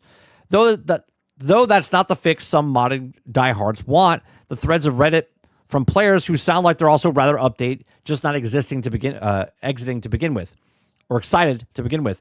There's also still a trickle of negative Steam reviews rolling in. He says, sure, some of the reviews are a bit aggressive, but others are totally reasonable. Take user like Del Devil, for example, who simply wrote, please let us have the option to stay on the game's version like Cyberpunk if you decide to keep updating the game. As several of my following mods, Sicko pointed out the same thread, the first step is amassing any unreasonable size mod collection should be turned Steam's auto updates off and waiting to see how the mod creators responded before downloading anything. But that doesn't really solve the issue. The folks that also need the fresh install when something breaks, it's just a pain for micromanaging. It says Steam doesn't automatically catalog old game versions, so it also rolls back whatever you want. And though some of the devs also custom branches in case if something breaks for you prefer the previous version. To revert Fallout to any of the older versions, however, you'll have to use a tool like Fallout Downgrader by a Nexus mod. It's inconvenient, but it's also just modding. Honestly, they really need more bumper for folks, or a little bummer for folks on console who don't have the access to resource outside of Bethesda's official mod library. In fairness, Bethesda did warn us about some specific mods that would also be breaking the post prior to the Anniversary Edition launch. The performance hiccups, nasty crashes. There's also unsustainable complaints about it was also looked like Fallout 4 scripter extender on Nexus mods is keeping up with the fixes as they roll out. Mod makers should be able to update the old projects with resources, though it doesn't help long abandoned projects. We're also trying to fix something to publish. So basically the modders are upset that Fallout puts stuff out and they fuck up things that they fixed. That's basically what it is. Right? They're angry because they're like, I had all these mods on my thing, and you just updated your thing and screwed up the mods that I had, so now it's an inconvenience. Well, they own the game, right? And they're changing what they want to do with it. That's just the way it works. But I would be pissed. I'd be pissed if I was playing this game and I had all these different mods on it, and then all of a sudden they came in and put a new version of Fallout 4 and it screwed up all my mods, and I had to sit there for another 2 hours loading up all those mods again. That'd be terrible. That'd be terrible. I'd be like, I'm out.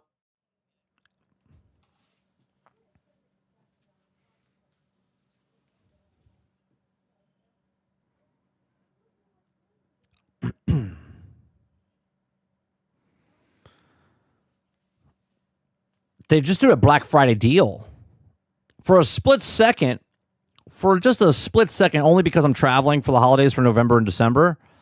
I was like, what's the price? Maybe I pick it up. But I was like, when am I going to play that? When am I going to play that?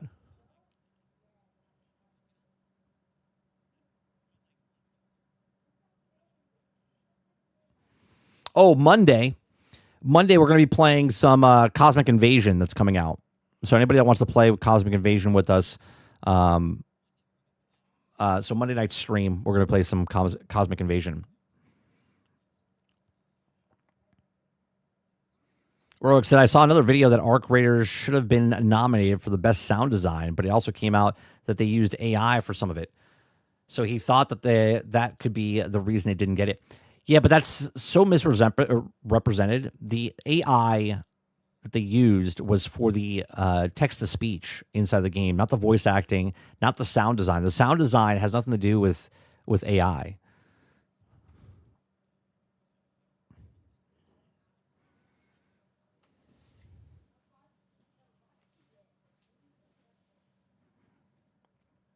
Justin Love says, if they mod, why don't they keep an offline copy? Because they didn't think that Bethesda was going to update their game 10 years later. That's why. Yeah, that's why. They're like, oh, I have Fallout 4. Then all of a sudden, they're like, hey, we have an update for Fallout 4. Be like, holy shit. Surprise.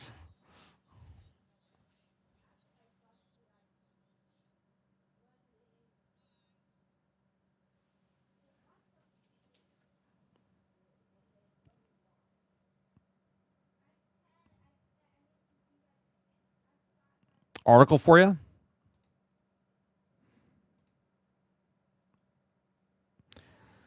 Yeah, I already saw that. I saw that. I don't need to talk about that. I'm not playing the game, so.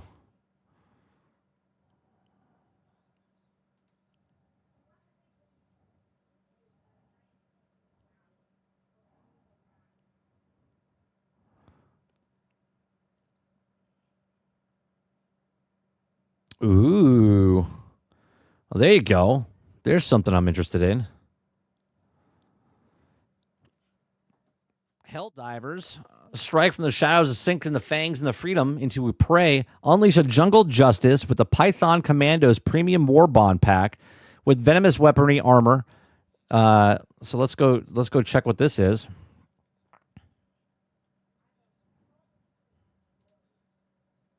Oh, for God's sakes! I'll just go to YouTube. I don't need to do age verification.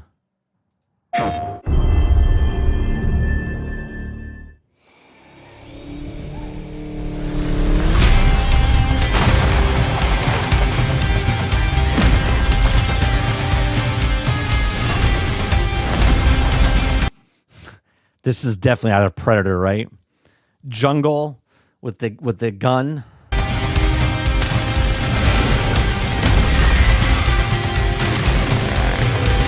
Chainsaw, nice.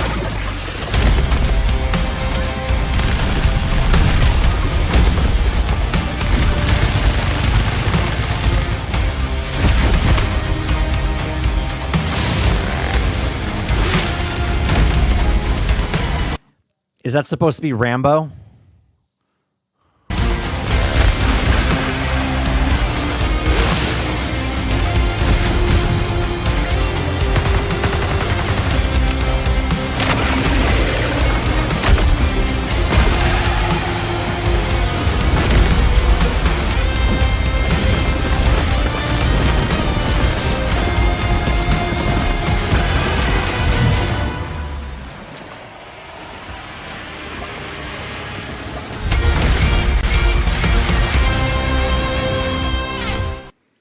So there you go. Comes out Tuesday.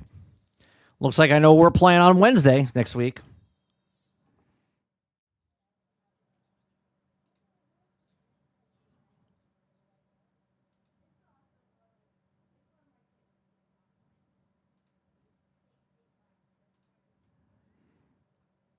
Do they have an actual picture of the...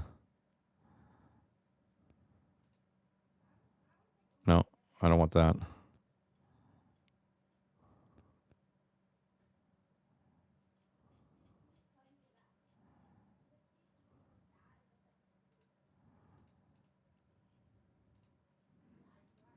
There you go. This is what you're getting. So the War Bond, you got the primary weapon, which is the ARGL 21 1-2. You get the the M1000 minigun. You get the chainsaw gun. You get the guard dog. You get different skins for that. This is the capes. Rock solid. Not sure what that is. You get the push-up emote, and you get the banners. Looks like I'm getting the next War Bond. I have enough. I think I have enough for the next one, or yeah, I think I'm close to it.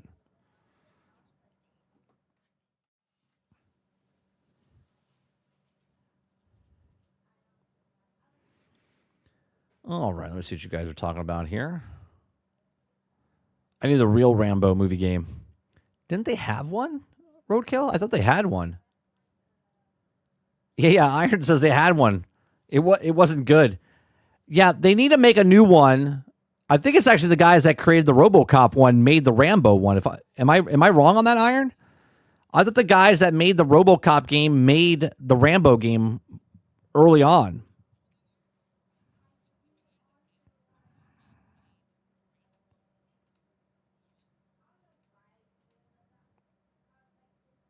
Oh, it was the Terminator game. That's what it was. Right.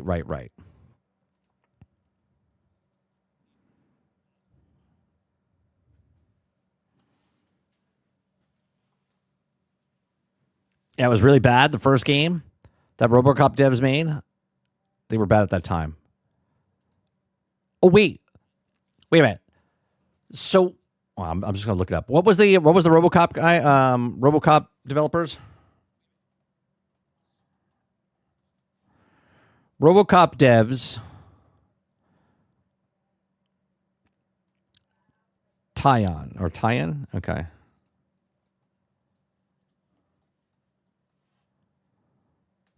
No, I was right. They made the Terminator and they also made the Rambo. Yeah. They made Rambo game in 2014. Yep. They also made the Terminator Resistance one in 2019. And then they made RoboCop in 2023. So I was correct. They did make the Rambo game.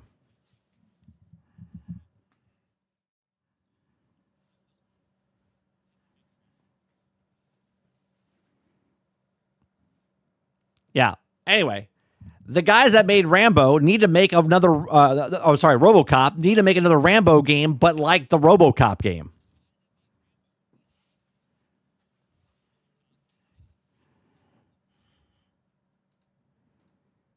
Because they learned over the years. What is that? Full body of the new Invisible Woman. What is that? That's a terrible one.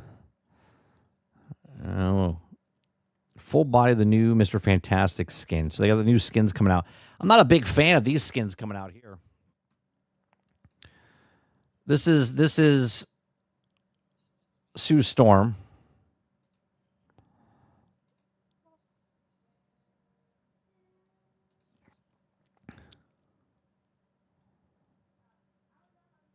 Yeah, that's weak for those.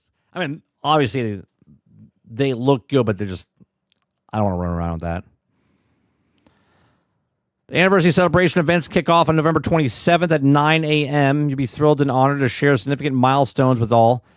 Kick off the 1-year anniversary celebration with our exclusive first anniversary event. Galacta's got some goodies planned for everyone, including her first official live stream. Invite friends, claim units, and also earn a free cosmetic. Fantastic year. So they're getting a bunch of free stuff out.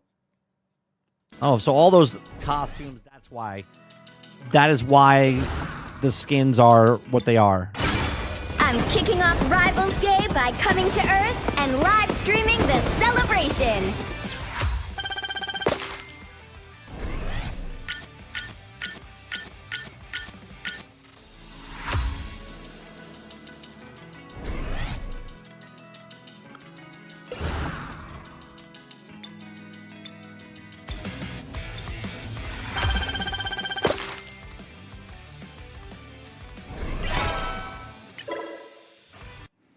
Yeah, what is this part?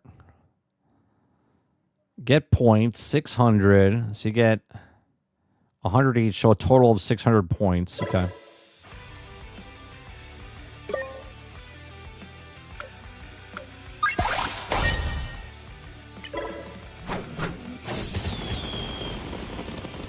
That's why they have Times Square.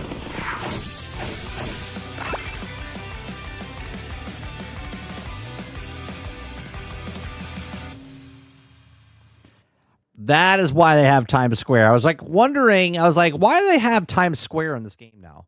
I went there and there's literally fucking nothing to do.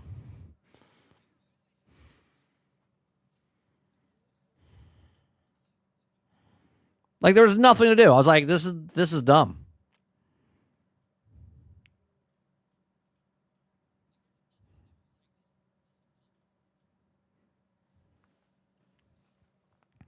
So it starts on Thanksgiving? Is that correct?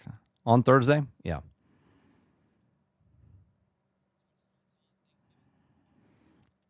Oh, you know what we have to do? We have to search one more thing. We got to look at the this past weekend, what happened in the Battlefield Steam charts. And the trend continues. They've gone even lower every week. So there's Sunday after the first week of the Red Sec has come out. 564. Then the following Sunday was 441. And the following Sunday was 299. And now this Sunday was 251. Best selling game. Remember, the best selling game that they've ever created in the month of October is what they said.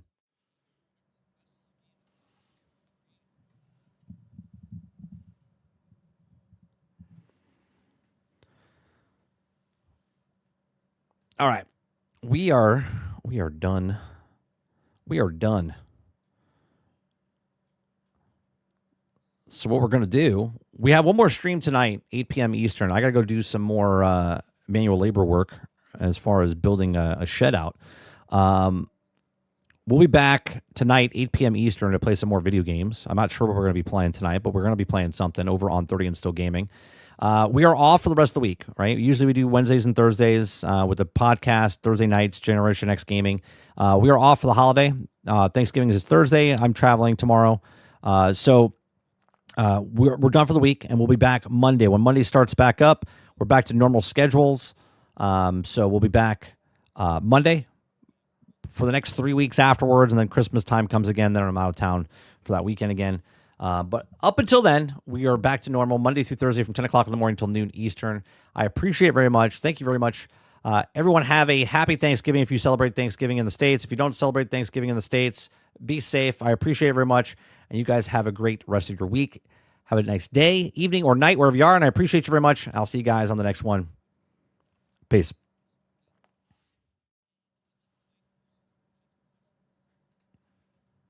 Yeah, I'm from the mountains to the bay, from them back roads to Broadway.